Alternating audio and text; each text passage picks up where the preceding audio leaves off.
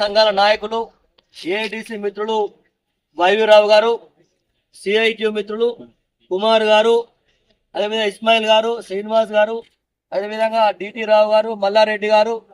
ఇక్కడికి వచ్చినటువంటి సలీం గారు, ఐఎన్టీసీ నాయకులు, ఏఐటి జాతీయ సంఘాల నాయకులందరూ, ఈ కార్యక్రమంలో పాలు పంచుకున్నటువంటి మా కార్మిక అన్న తమ్ములందరూ, కాంట్రాక్ట్ కార్మికులు, మహిళా సోదరులందరూ కూడా మేడే శుభాకాంక్షలు తెలియజేస్తా ఉన్నాం.